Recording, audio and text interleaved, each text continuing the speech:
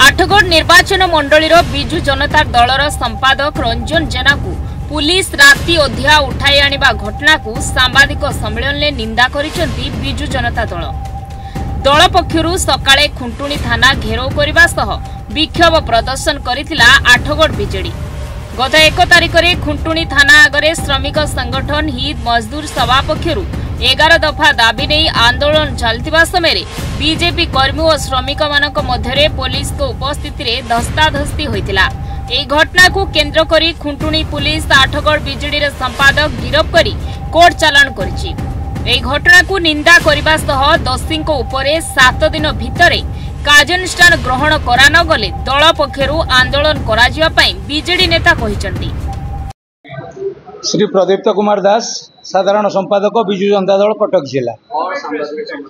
आज सांबादिक सम्मेलन ये डका जाइए जे गोटे गणतांत्रिक पद्धति रे संविधान देइथिबा अधिकार एवं संविधान देइथिबा अधिकार को नहीं श्रमिक माने जेतेबेले धारणा देइथिले जेतेबेले तांकर हक पाई लड़ाई करिया पाई बसिबा को चाहिए सेतेबेले सेठी तांकू निषिद्धांचल घोषणा करागला। सेमाने जेतेबेले थाना आगरे बसिले तांकर प्रतिवाद करिया पाई सेतेबेले भारतीय जनता पार्टी किछि अनामधेय व्यक्ति पताका धरी आसी आमर बसिथिबा धारणारत श्रमिक मानकू जेतेबेले आक्रमण कले एवं सेठी उपस्थित थिबा विधायकंकर प्रतिनिधि रंजन आचार्य को मध्य गाली गुलज कले।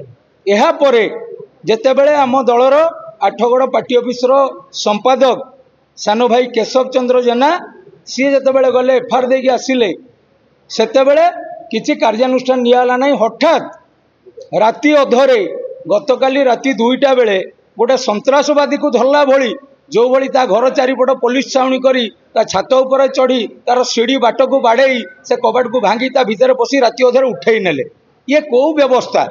आज आईन जदि रक्षक भक्षक हम ये पुलिस माने जदि राति अधे भली जुलुम करेंगे नाली आखि देखेबे ताले गरीब लोक न्याय पाइबो केमती? तमे जेते धमक दियो तमे जेते चमक दियो एठी आईन रो आश्रय आमे नेई कि मध्य जदि आज आमे निंदित होउछ राति अधरे गिरफ्तारी होउछ ताहले आमे आईन को हाथ को नबा को मध्य प्रस्तुत अछि। कारण लड़ाई निश्चित जाबो। कारण जयप्रकाश कहितिले जेते गरीब गुरुबांक ऊपर लड़ाई हबो ताकू प्रतिवाद करिया पई केही रहिबा दरकार। बिजु जनता दल सदा सर्वदा गरीब पाई श्रमिक पाई कृषक पाई लड़ाई करिछि। लोकंक हक रो लड़ाई बिजु जनता दल लड़िछि।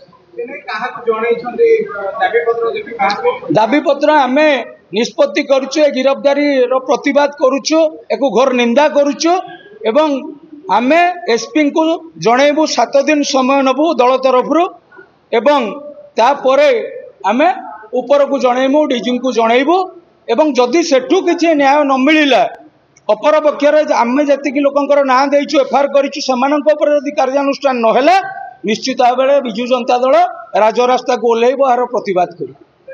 Athgarh Minati Pratihari report news 8 Odia.